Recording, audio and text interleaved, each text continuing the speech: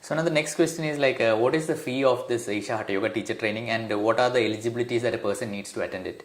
And also, are there any scholarships or loans that one can avail of in order to attend this program and make it happen? Okay. So the fee for the program, I think currently it is 6 lakhs INR for Indian nationals, and if people are coming from abroad, it's 10,000 USD.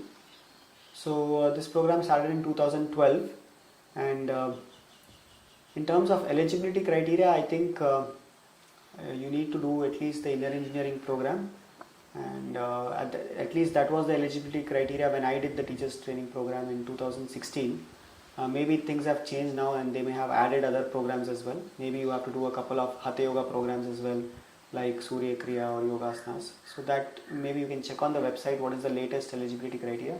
But generally it's recommended that you have done some Isha Yoga programs, especially inner engineering program, and you have been practicing some of the yoga practices which are taught by Isha. And specifically Hatha Yoga practices, it may be recommended that at least you have been exposed to those practices, you have been practicing them, because this is like taking the next step. You have already learned the practices or you have been exposed to the practices, and now maybe you want to offer it to others as well. You have seen it working for you and you wanted to offer it to others. So probably you can check the website what is the latest eligibility criteria.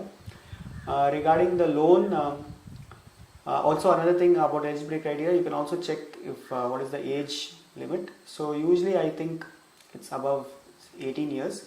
You can maybe see what is the latest, because I've seen even youngsters who have just finished, maybe just their 12th or something, they come. So few of them I've seen like that. So I've seen less than 20 also people coming. So it's definitely possible, I guess, on the lower side. If someone is really keen, they can start early. And in terms of upper limit, I don't think there's any upper limit, because I've seen even people above 65 years also come and attend the program. Oh, so is it? Yeah, I have seen them, yeah.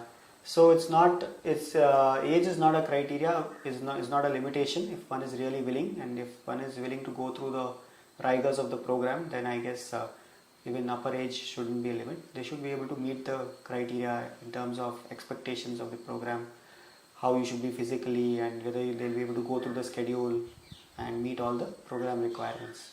Regarding the loan aspect, I'm not really sure what is the case right now. When I did the teachers training program in 2016, at that point of time I think there were not much loans available. Like usually banks offer loans for higher education programs like MBA, MS, etc.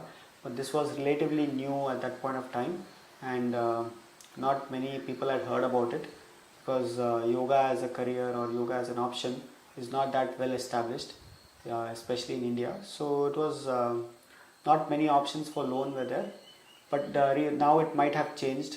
Maybe things have become easier now, and it is possible to take an educational loan as well, because this is like an education. But generally what I've seen people is many of them, if they take a loan also, they usually take it from their contacts, maybe their family, their friends, their relatives. So they usually, even if it's like breaking it up and taking smaller amounts, that is much more easier on them rather than having a bank loan on their head, because at least with family and relatives, they would probably understand why you're doing this, and they would be willing to support you, and at least it would be not much of a burden on your head. For me, I didn't take any loan when I started, so I actually worked for almost 1.5 years to kind of save for the training program. No, I didn't think about the training program when I was working. It's not that I was saving towards that. It's just that since I was working outside, so I had saved some money, and that actually helped me take care of the training program and also the Kailash Yatra. So I was able to cover that. So yes, but if one is willing, I've seen so many people for whom finance was a constraint, and they have somehow made it happen, either by borrowing from friends or relatives and then slowly repaying it back, or somehow they have figured out some ways to make it happen. So if one is really committed, then somehow some way they will definitely figure it out. And they also had this option earlier of volunteering for 3 years with the school. So suppose you volunteer for 3 years with the Hatha Yoga school, then you can do the training program without paying. So, but you have to be in the ashram for 3 years and volunteer full time and be a part of the Hatha Yoga school organizing team or whatever else is needed, and then they would allow you to finish the training. So you can check, one can check if that option is still there, and if they are willing to do that, to volunteer for a long period of time, and then after that complete the training and come back and teach. So that option you can explore whether it's still possible or not.